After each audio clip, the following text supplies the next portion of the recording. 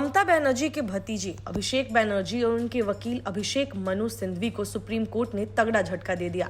असल में अभिषेक मनु सिंघवी अभिषेक बनर्जी की उस याचिका पर दलील पेश कर रहे थे जिसमें उन्होंने लगातार राजनीति से प्रेरित साक्षात्कार देने के लिए कलकत्ता हाईकोर्ट के न्यायाधीश अभिजीत गंगोपाध्याय के खिलाफ उचित कार्रवाई के लिए निर्देश देने का आग्रह किया था।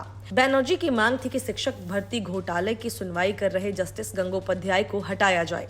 सुप्रीम कोर्ट ने कहा कि डायमंड हार्बर से सांसद और तृणमूल कांग्रेस महासचिव अभिषेक बनर्जी की याचिका को उन अन्य अर्जी के साथ स्वतंत्र संज्ञान मामले के साथ संबंध किया जाएगा, जिसकी सुनवाई 5 न्यायाधीशों की पीठ कर रही है।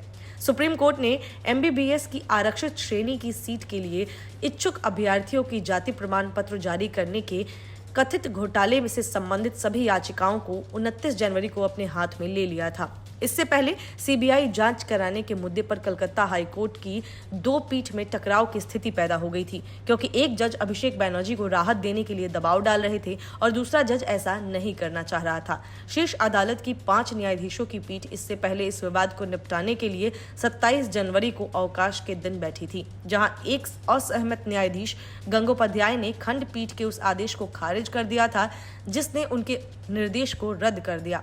खंडपीठ ने सीबीआई जांच का निर्देश देने के साथ केंद्रीय एजेंसी को जांच आगे बढ़ाने के न्यायाधीश के निर्देश को रद्द कर दिया था। प्रधान न्यायाधीश डीवाई चंद्रचूड़, न्यायमूर्ति मनोज मिश्रा और न्यायमूर्ति सतीश चंद्र शर्मा की पीठ ने बनर्जी की ओर से पेश वरिष्ठ वकील अभिषेक सिंघवी की दलीलों पर गौर किया।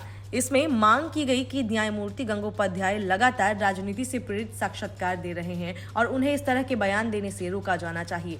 सिंघवी ने कहा कि यह सुनिश्चित करने के लिए एक निर्देश पारित किया जाना चाहिए कि याचिकाकर्ता के खिलाफ अदालत परिसर के भीतर या बाहर एकल न्यायाधीश की टिप्पणी से सीबीआई और ईडी द्वारा की गई जांच प्रभावित नहीं होनी चाहिए। इस मामले की सुनवाई करते हुए CJI DY Chandrachud, justice Manoj Mishra और जस्टिस सतीश चंद्र शर्मा ने कहा कि एक सहकर्मी न्यायाधीश की टिप्पणी के कारण न्यायमूर्ति सिन्हा के समक्ष कार्रवाई को दूसरे न्यायाधीश को क्यों स्थानांतरित किया जाना चाहिए। बनर्जी की ओर से पेश वरिष्ठ अधिवक्ता एएम सिंघवी ने कहा कि न्यायाधीश ने नेता के खिलाफ 5 साक्षात्कार दिए थे, इसके बावजूद कि वह हाईकोर्ट में लंबित घोटाले से संबंधित किसी भी कार्रवाई से जुड़े नहीं थे।